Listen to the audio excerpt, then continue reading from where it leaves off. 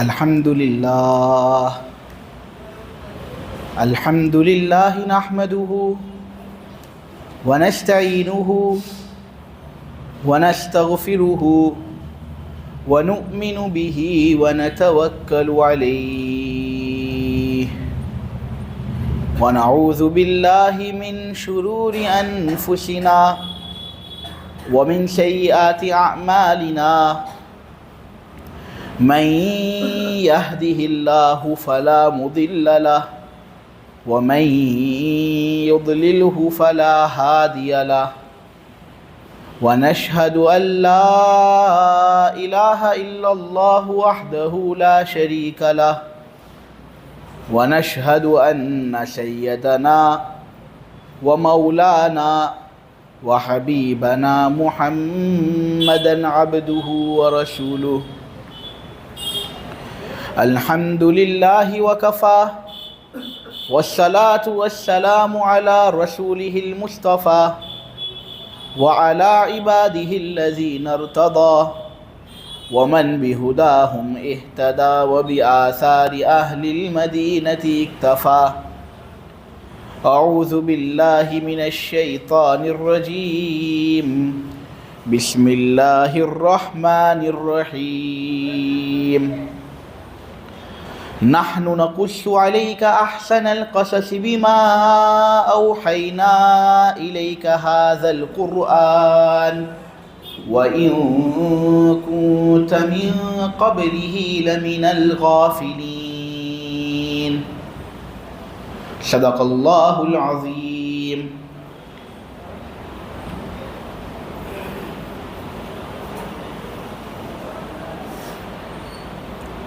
اللہ تبارک و تعالی نے سورہ یوسف کے اندر یوسف علیہ السلام کا قصہ بیان کیا ہے اور بیان کر کے یہ بات ہمیں بتائی ہے کہ یہ قرآن کے اندر سب سے بہترین قصہ ہے جس کو میں بیان کر رہا ہوں. اس واقعے کے اندر امت محمدیہ صلی اللہ علیہ وسلم کے لیے بڑے سبق آموز واقعات بھی ہیں جس سے انسان اپنی دنیاوی زندگی بدل سکتا ہے اور آخرت کے لیے اپنی زندگی کو اچھی بنا سکتا ہے.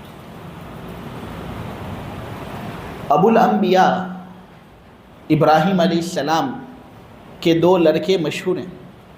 ایک حضرت اسماعیل علیہ السلام جن کی نسل سے نبی کریم صلی اللہ علیہ وسلم پیدا ہوئے اور ایک حضرت اسحاق علیہ السلام.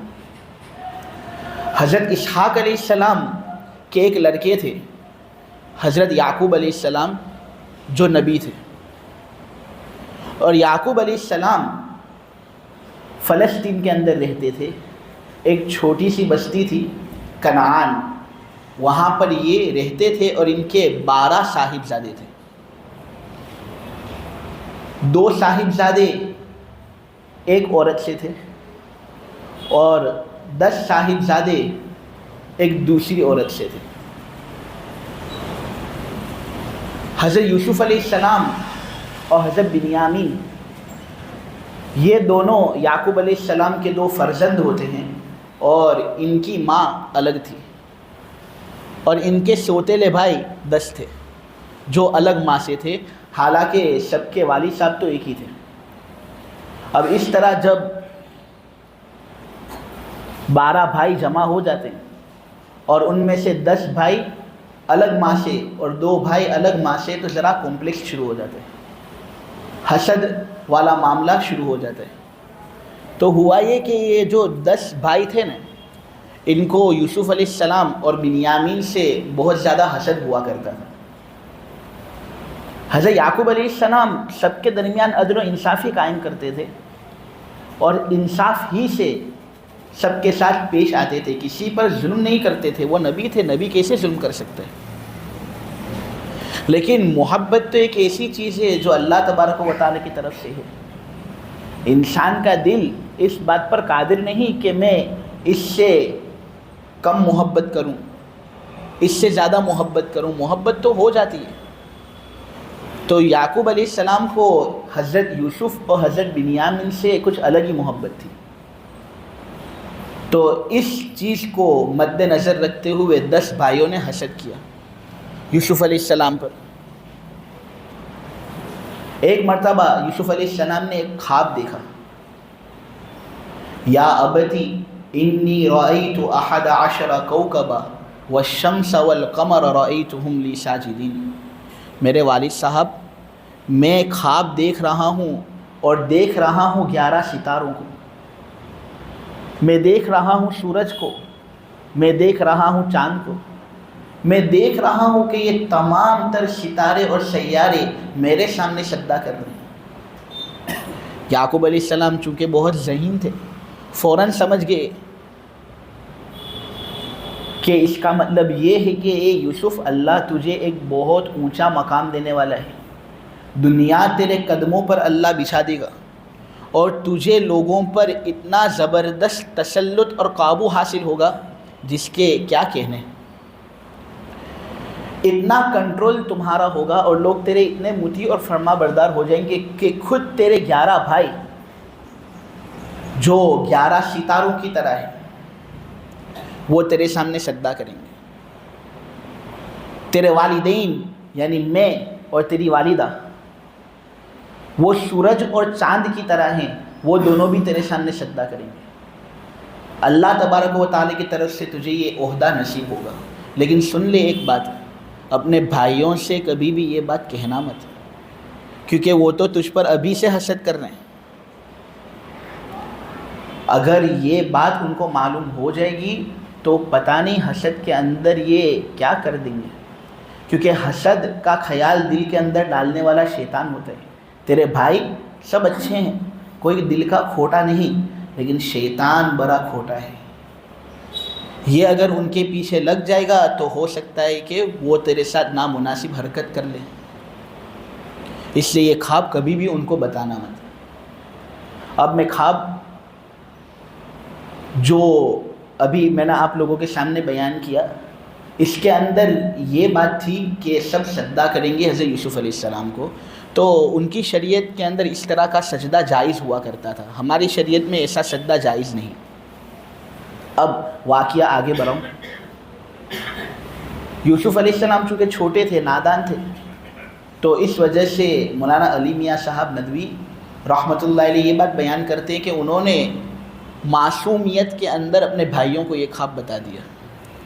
اب یہ خواب جب پتہ چلا تو سب نے سازشیں کرنی شروع کر دی۔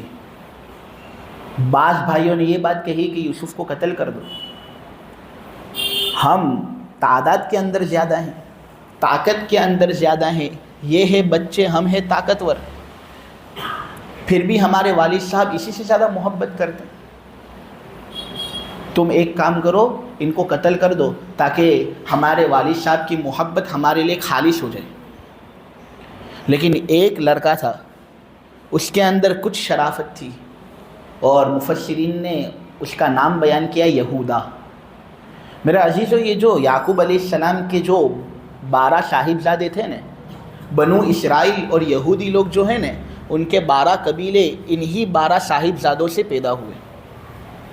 ان میں سے ایک صاحبزادے کا نام تھا یہودا، تو ممکن ہے کہ یہودی ان کو اسی لیے کہا جاتا ہو کیونکہ ان کے جد امجد میں یہودا نام کا ایک شخص گزرا ہو جو یعقوب علیہ السلام کے لڑکے تھے۔ تو ان کے اندر کچھ سنجیدگی تھی، تو اس نے کہا کہ قتل نہیں کرنا ہے، ایک کام کرتے ان کو کنویں کے اندر پھینک دیتے ہیں، کنویں کے اندر جب یہ پھینکا جائے گا تو والد صاحب سے دور بھی ہو جائے گا، ہم سے دور ہو جائے گا، اور والد صاحب کی جو محبت ہم خالص اپنے لیے کرنا چاہتے ہیں وہ خالص ہو بھی جائے گی۔ تو لوگ اس پر تیار ہو گئے، اس طرح اپنے والد صاحب کے پاس پہنچے اور انہوں نے اجازت طلب کی کہ ہم یہ چاہتے ہیں کہ یوسف ہمارے ساتھ ذرا شیئر کرنے کے لیے اور مسابقہ کے لیے آئے، دوڑیں گے، کھیلیں گے، گارڈن کے اندر گھومیں گے، آپ کبھی تو یوسف کو ہمارے ساتھ بھیجتے نہیں ہو، ایک دن ہے ذرا ہم کو مستی کرنے دو، ہم بھائی بھائی سب مستی کریں گے، اس کی حفاظت ہم کریں گے، دیکھو تو صحیح ہماری طاقت کتنی زبردست، ہماری تعداد کتنی زبردست، ایک جھوٹ کی طرح ہیں ہم، لہٰذا اس کی حفاظت ہم کریں گے۔ یعقوب علیہ السلام نے پہلے بہت زیادہ منع کیا، کیونکہ یوسف علیہ السلام سے ایک الگ ہی محبت یعقوب علیہ السلام کو بے اختیاری طور پر تھی، ہو جاتی ہے، اور چھوٹے لڑکوں سے زیادہ ہوتی ہے۔ تو پہلے تو یعقوب علیہ السلام نے منع کیا تھا، لیکن پھر جب بہت زیادہ اصرار ہوا تو انہوں نے یہ کہا کہ دیکھو میں یہ اندیشہ کرتا ہوں کہ اگر تم اس کو لے جاؤ گے نا تو کوئی بھیڑیا اس کو کھا جائے گا، اس لیے تم اس کو ساتھ مت لے جاؤ۔ تو انہوں نے کہا کہ ایک بھیڑیے کی ہمارے سامنے کیا حیثیت، ہم طاقتور 11 نوجوان، اس ایک بھیڑیے کو ہم قریب آنے ہی نہیں دیں گے۔ تو اس طرح کہہ کر انہوں نے یوسف علیہ السلام کو اپنے ساتھ لے لیا اور باہر گئے مسابقہ کے لیے، گھومنے، سیر و تفریح کرنے کے لیے باہر نکلے۔ اب جب کنویں کے پاس پہنچے تو اس طرح یوسف علیہ السلام کو دھوکہ دے کر کنویں کے اندر ڈال دیا۔ کنویں کے اندر یوسف علیہ السلام بالکل چلے گئے تو بالکل ڈپریشن میں چلے گئے کہ میرے بھائیوں نے میرے ساتھ ایسا کام کیا، میرے وہ بھائی جن کو میں اپنی راز کی باتیں کہتا ہوں، میرے وہ بھائی جو بچپن سے میرے ساتھ ہیں، جن کو میں اپنے والد کی حیثیت دیتا ہوں، میرے بڑے بھائی، وہ میرے ساتھ ایسی حرکت کریں گے۔ تو اسی اندھیرے کے اندر تھے، اور ساتھ ساتھ 2 اندھیرے اور تھے، ایک تو رات کا اندھیرا تھا اور ساتھ ساتھ کنویں کا بھی اندھیرا تھا۔ یوسف علیہ السلام تو چھوٹے بچے تھے، ان کی کیا حالت ہوئی ہوگی۔ بھائیوں نے دھوکہ دیا، یہ ایک صدمہ لگا ہوا تھا، پھر رات کا اندھیرا، آس پاس بھیڑیے زیادہ تھے، اور پھر کنویں کا اندھیرا۔ یوسف علیہ السلام اس طرح کنویں سمیٹ ہو گئے، اور بھائی لوگ پھر آپس میں ڈسکشن کرنے لگے کہ اب ہمارے والد صاحب کو کیا کہیں گے، کیونکہ وہ تو اس بات کو بالکل برداشت کریں گے نہیں۔ یعقوب علیہ السلام نے پھر جاتے وقت ان سے ایک بات کہی تھی، انہوں نے اس بات کو یاد کیا اور کہا کہ کیوں نہ ہم اپنے والد صاحب کو وہی بات کہہ دیں جس کا اقرار خود ہمارے والد صاحب نے کیا تھا، ہم یہ کہہ دیں گے کہ بھیڑیا اس کو کھا گیا۔ تو پھر وہ کہنے لگے کہ بھیڑیا جب اس کو کھائے گا تو ایک قمیص کی ضرورت پڑے گی، اور اس کو خون کے اندر ملانا ضروری ہوگا تاکہ والد صاحب کو یقین آ جاوے کہ بھیڑیا اس کو کھا گیا۔ تو انہوں نے قمیص لی یوسف علیہ السلام کی، اس کو خون کے اندر رنگ لیا اور یعقوب علیہ السلام کے سامنے اس کو پیش کیا۔ یعقوب علیہ السلام چونکہ بہت ذہین تھے، اس لیے جب وہ قمیص انہوں نے دیکھی نا تو فوراً سمجھ گئے کہ بھیڑیا بھی بڑا چالاک تھا، بہت سمارٹ تھا لگتا ہے، کالج سے فارغ، کیونکہ یہ بھیڑیا یوسف کو کھاتا تو ہے لیکن قمیص بالکل پھاڑتا ہی نہیں۔ یہ جو قمیص تم نے میرے سامنے پیش کیے یہ تو بالکل صحیح سالم قمیص ہے، ہاں خون لگا ہوا ہے، اب پتہ نہیں کس کا خون ہے، یہ کوئی جانور کا بھی خون ہو سکتا ہے، لیکن کیا بھیڑیا یوسف کو قمیص کو اتار کر کھائے گا؟ یہ قمیص تو بالکل صحیح سالم ہے۔ دیکھو میں اب صبر کرتا ہوں، مجھے معلوم ہے کہ تم نے کوئی نہ کوئی شرارت کی ہے، میں اللہ کے حوالے اپنے معاملے کو کرتا ہوں، جو تم نے کیا ہے وہ ٹھیک نہیں کیا۔ اب ایک طرف تو یوسف علیہ السلام کے غم میں یعقوب علیہ السلام کے رات دن نکالنے مشکل ہو گئے تھے کہ یہاں یوسف علیہ السلام بھی غم کے اندھیروں کے اندر تھے۔ اتنے میں ایک قافلہ وہاں سے گزرتا ہے اور دیکھتا ہے کہ ایک بچہ کنویں کے اندر ہے۔ جب اس بچے کو انہوں نے کنویں سے نکالا تو دیکھا یہ تو بڑا حسین و جمیل و خوبصورت لڑکا ہے، کہنے لگے یا بشرا ھذا غلام، او ہو یہ تو ایک نوجوان لڑکا، وہ بھی مفت میں ملا ہے، اب ہم اس کو بیچیں گے اور فری کے اندر مفت میں پیسے کمائیں گے۔ اس طرح وہ اس کو پھر مصر لے گئے۔ روایتوں کے اندر اختلاف ہے، لیکن قرآن سے جو ظاہراً معلوم ہوتا ہے وہ واقعہ میں نے آپ لوگوں کے سامنے بیان کر دیا کہ یہی چیز قرآن سے زیادہ ظاہر معلوم ہوتی ہے، ورنہ بعض روایتوں کے اندر کچھ الگ معاملہ بھی ہے کہ یہودا جو تھا نا اس کو فکر ہوئی تھی یوسف علیہ السلام کی کہ میرا بھائی کیسی حالت میں ہوگا، تو وہ رات دن یوسف علیہ السلام کے کنویں کے پاس چکر لگاتا تھا اور کچھ کھانا بھی دے دیتا تھا تاکہ یوسف علیہ السلام کا گزارا ہو سکے۔ پھر جب تیسرا دن ہوا اور وہ کنویں کے پاس گیا تو دیکھا کہ یوسف علیہ السلام تو کنویں میں ہے ہی نہیں۔ پھر اس نے تلاشی لی تو اس کو یہ بات معلوم ہوئی کہ قافلہ آیا تھا اور وہ یوسف علیہ السلام کو لے کر مصر جا رہے۔ تو یہودا بھی اس قافلے کے پاس گیا اور جو دیگر بھائی تھے وہ بھی یہودا کے پیچھے پیچھے آئے اور اس قافلے کے پاس پہنچے۔ قافلے کے پاس جب وہ سب پہنچے تو قافلے والوں کو انہوں نے کہا کہ یہ ہمارا غلام ہے، تم اس طرح اس پر قابو نہیں پا سکتے۔ اب وہ تھے سب بھائی بھی بالکل اٹے کھٹے، مسکیولر بھائی تھے، سب حسین و جمیل نبی کی اولاد تھی۔ تو قافلے والوں نے کہہ دیا ٹھیک ہے بھائی تمہارا غلام لے لو۔ انہوں نے کہا نہیں ہمیں نہیں چاہیے، بس ہمیں پیسے دے دو، جو بھی رقم دو گے ہم قبول کر لیں گے، کیونکہ ان کا مقصد اصلی تو یہ تھا کہ یوسف بس دور چلا جائے، مارنا کچھ مقصد اصلی تھا نہیں، نہ قیمت حاصل کرنا مقصد اصلی تھا، اس لیے کوئی بھی قیمت دے دو چلے گا، تم اس کو لے جاؤ۔ ٹھیک ہے، انہوں نے کہا ہم قیمت دے دیتے، اور معمولی قیمت پر اتنے شاندار اور ہونہار لڑکے کو انہوں نے قافلے والوں کے ہاتھ فروخت کر دیا۔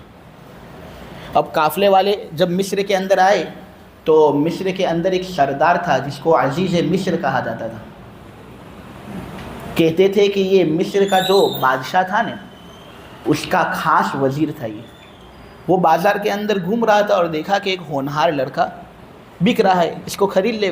اس زمانے میں غلام باندی کا زمانہ ہوتا تھا، اس کا رواج تھا۔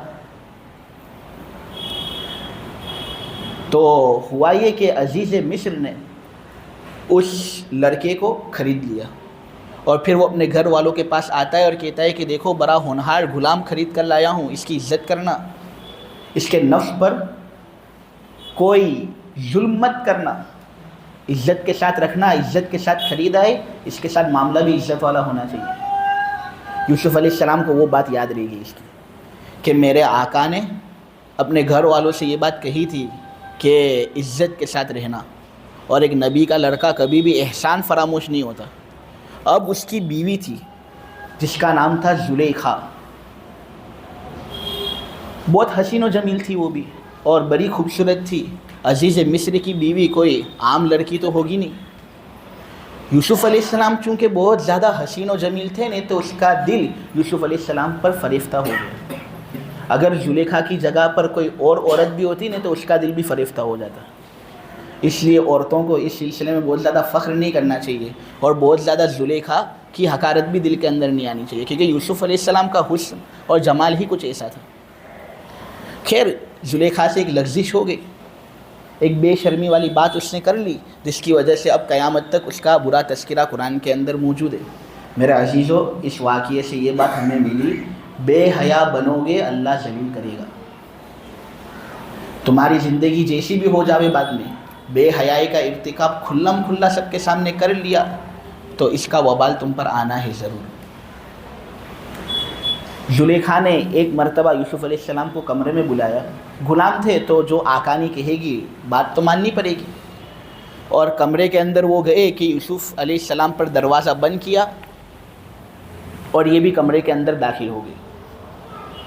وراودته التي هو في بيتها عن نفسه وغلقت الابواب، دروازے سب بند کر دیے، کوئی دیکھنے والا نہیں۔ کچھ برا ہو بھی جاوے تو کوئی کسی کو کوئی بات کہے گا نہیں، جو بری حرکت ہوگی وہ ہو بھی جائے گی، کسی کو پتہ بھی نہیں چلے گا۔ اس نے کہا ہے تلک، اے یوسف آ جا میرے پاس، آج میں تیری تو میرا۔ اپنی نفس کو اور اپنی جان کو یوسف کے حوالے کر دیا۔ یوسف کے سامنے جب یہ بات آئی نا تو فوراً قال معاذ اللہ، اے عورت میں تیرے خلاف اللہ کی پناہ مانگتا ہوں، اے عورت میں تیرے خلاف اللہ کی پناہ مانگتا ہوں، تو جس چیز کی طرف مجھے بلا رہی ہے اس میں تو معصیت ہے، اور اللہ تبارک و تعالیٰ اس سے خوب ناراض ہوں گے، لہٰذا میں ایسی حرکت کر ہی نہیں سکتا جس سے میرا پروردگار ناراض ہو۔ چلو تو کسی کو بتائے گی نہیں اور یہ واقعہ کسی کو پتہ بھی نہیں چلے گا، لیکن میں اللہ کے یہاں پر کیا جواب دوں گا؟ الم یعلم بان اللہ یری، کیا تجھے معلوم نہیں کہ اللہ دیکھ رہا ہے؟ ظاہری چیزوں کو بھی وہ دیکھتا ہے، باطنی چیزوں کو بھی وہ دیکھتا ہے۔ تو یوسف علیہ السلام نے فوراً کہا قال معاذ اللہ۔ قراء لوگ خصوصاً شیخ عبد الباسط تو اس آیت کو بڑے شاندار طریقے سے پڑھتے ہیں۔ واقعتاً قرآن پڑھا ہے تو مصر والوں نے پڑھا ہے، یہاں پر نقالی ہوتی رہتی ہے لیکن حقیقی طور پر پڑھا ہے تو مصر والوں نے پڑھا ہے۔ فوراً کہا قال معاذ اللہ، میں تیرے قریب آ نہیں سکتا، میرا آقا تو میرے ساتھ حسن سلوک کرتا ہے، وہ احسان جو اپنے آقا کا اس نے یاد کر لیا تھا، میرے آقا کے ساتھ میں اس طرح خیانت نہیں کر سکتا۔ اس سے میرے عزیزو ہم نوجوانوں کے لیے ایک بڑا سبق ہے، بڑا سبق بئی معنی کر کے ہے کہ دیکھو آج کل کے زمانے میں زلیخا کی ندا کی طرح موبائل بھی ہمارے پاس ہر وقت، ہر آن، ہر لمحہ موجود رہتا ہے۔ بسا اوقات کچھ لمحے دن کے اندر ہوتے ہیں کہ کوئی ہوتا نہیں ہے، اور یہ بھی زلیخا کی طرح ہمیں بلاتا ہے۔ ہم اس میں جو کچھ کرنا چاہیں کر سکتے ہیں، لیکن اگر ہم بھی یوسف علیہ السلام کی طرح یہ کہہ دینے قال معاذ اللہ کی قسم کھاتا ہوں مسجد کے اندر بیٹھا ہوں، یوسف علیہ السلام کو جس طرح اللہ نے بادشاہ بنایا تھا نا، اسی طرح ہم بھی دنیا کے بادشاہ بن گئے، دنیا ہماری قدموں کے اندر آ جائے، اس بات میں کوئی شک نہیں، بس ایک جذبے کا ہونا ضروری ہے، اور اس وقت عین ایمان کا ہونا ضروری ہے۔ میں سمجھتا ہوں بہت مشکل ہے، آسان کام نہیں۔ نوجوان جو اس کام کے اندر ملوث ہیں ان کے جذبات سے واقفیت رکھتا ہوں، لیکن ہو جاوے تو توبہ کر لیں، پھر ہو جاوے پھر توبہ کریں۔ توبہ کا دروازہ کیوں بند کرنا؟ اللہ تبارک و تعالیٰ تو یہ کہتا ہے نا کہ میرے بندو، تم نے اگرچہ گناہ کر کے حد تجاوزی کی ہے، لیکن کبھی بھی میری رحمت سے نا امید مت ہونا، میں تو سب گناہوں کو معاف کرتا ہوں، بڑا بخشنے والا ہوں، بڑا مہربان ہوں۔ تو لہٰذا ہمیں بھی اللہ کی رحمت سے نا امید نہیں ہونا چاہیے۔ اللہ تبارک و تعالیٰ نے بہت سے خطرناک قسم کے لوگوں کو معاف کیا ہے۔ قارون جب ڈھس رہا تھا نا، اس نے پیغمبر نبی موسیٰ علیہ السلام پر الزام لگایا تھا، اور یہ بات نشر الطیب فی ذکر النبی الحبیب کے اندر مولانا اشرف علی صاحب تھانوی نے بیان کی۔ اس نے موسیٰ علیہ السلام پر تہمت لگائی تھی زنا کی، تو موسیٰ علیہ السلام نے غصے کے اندر کہا تھا کہ اے زمین اس کو کھا جا۔ اب زمین اس کو کھا رہی ہے، یہ موسیٰ علیہ السلام کا چونکہ چچازاد بھائی تھا ایک قول کے مطابق، تو یہ پکار رہا تھا موسیٰ میرے ساتھ ایسا مت کر، میں معافی مانگتا ہوں۔ موسیٰ نے کہا کھا اس کو، معافی مانگتا ہوں کھا اس کو، اور موسیٰ علیہ السلام نے پھر اس کو اس طرح عذاب دیا۔ موسیٰ علیہ السلام کی بات چیت جب اللہ تبارک و تعالیٰ سے ہوئی نا، تو اللہ تبارک و تعالیٰ نے موسیٰ علیہ السلام سے یہ بات کہی ہے، موسیٰ یہ جو قارون تھا نا بڑا شریر آدمی تھا، لیکن ایک بات بتاؤں، یہ مرتے وقت تجھے پکار رہا تھا، تو نے اس کو معاف نہیں کیا۔ اگر یہ مجھے ایک مرتبہ بھی پکارتا نہیں، میں اس کو معاف کر دیتا، اور میں اس کے تمام گناہوں کو معاف کر دیتا۔ معلوم ہوا کہ اگر گناہ ہو جاتے ہیں تو اللہ سے معافی مانگنی، اللہ معاف کر دے، لیکن پھر جب توبہ ایک مرتبہ ہو جائے تو تدبیریں ایسی ہو جو ہمیں اس طرح بے حیائی کے کاموں سے روکے۔ تو سب سے پہلی تدبیر روزہ رکھنا۔